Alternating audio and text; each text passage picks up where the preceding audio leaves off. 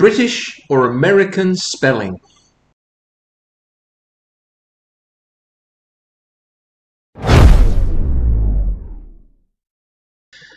It usually upsets British people and Australian British people, linguistic purists and other grammar Nazis, but I'm afraid the Americans often get it right with regard to spelling. Now, before you start foaming at the mouth, let me explain. Language is constantly evolving. That's true, however much you might hate the fact. Now, towards the end of the 18th century, the newly formed United States of America parted company politically with the British. At least since that time, and probably even earlier, given the geographical separation of the two countries, English has evolved. It's evolved separately and has followed different paths in the two countries. Now, British spelling didn't become standardised until the latter half of the 18th and the early 19th century. One of the major milestones in standardising British English was Samuel Johnson's A Dictionary of the English Language, published in 1755.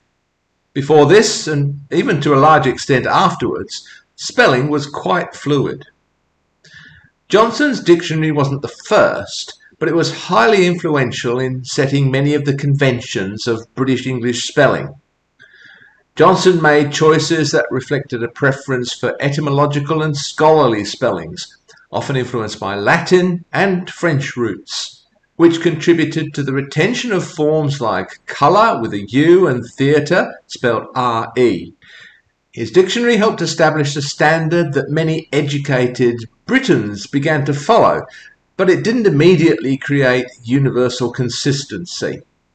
By the beginning of the 19th century, with the publication of other dictionaries and with the spread of mass literacy and education, spelling gradually became more standardised, and by the middle of the century this was pretty much settled. By then, of course, the differences between the British and American spellings had become, well, set in concrete. On the other side of the Atlantic, in 1828, Noah Webster published an American Dictionary of the English Language, pushing for simplified, phonetically logical spellings. Take the word colour, for instance. In British English, this is spelt with a U, and in the US, it isn't. The Latin word for colour is colour. In this case, Johnson, on the British side, was influenced by the French.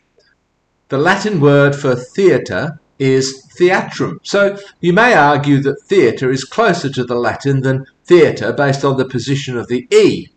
But in fact, theatre, ER, was commonly used in both England and America during the 17th and early 18th centuries. The spelling theatre, RE, became preferred in British English during the 19th century, again reflecting the influence of French. In the US, theatre, ER, persisted. Now, these are words of Latin origin. There are also many words of Greek origin in English. Consider words ending in ISE, or alternatively IZE. These words are usually derived from a Greek word ending in iota, zeta, omega, as in kategorizo, I categorize.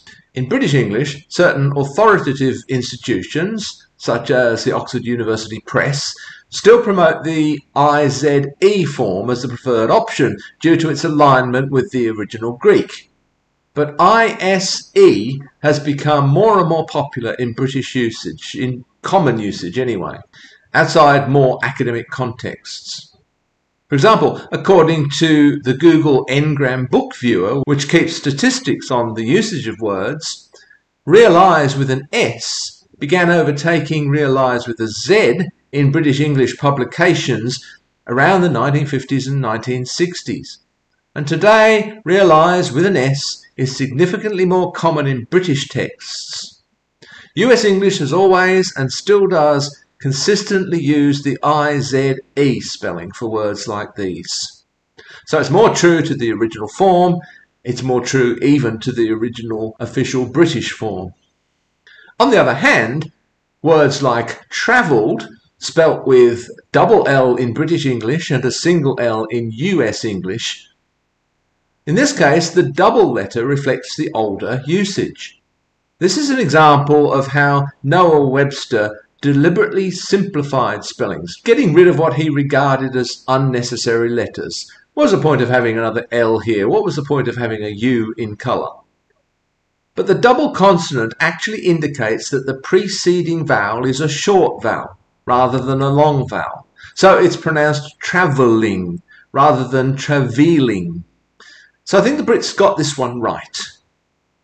There are other types of words, such as catalogue, for instance, spelt with a G-U-E or just with a G in the American version. Now this word came into the English from the French via Latin via Greek. The Greek is katalogos and the Latin catalogus. This is certainly another example of how Webster sought to simplify the spelling. You can't really make a case from the Greek or the Latin for the G-U-E ending. You can only appeal to the French form. Even though G-U-E is considered proper in British English, I suspect it's losing ground to the simpler G. Indeed, according to Google Ngram Book Viewer, catalogue with a UE has been losing ground rapidly since about 1980, and catalogue with just a G has been slowly rising. To take another example, in British English, program, double M-E, was overtaken by program with just an M in 2013. These are cases where, essentially, the French spelling of these words is being abandoned, even by the Brits. This is actually even true of words such as colour. Although it's still more common in British English to spell colour with the U rather than without, since about 1960, colour with the U has been losing ground to colour without it. So, is British English becoming less French and more English? Well, you know, the British historically have always hated the French and looked down on the Americans, right? So it's a tough call, isn't it? Continue with the spelling used by the despised French or adopt the spelling used by those semi-literate barbarians across the Atlantic.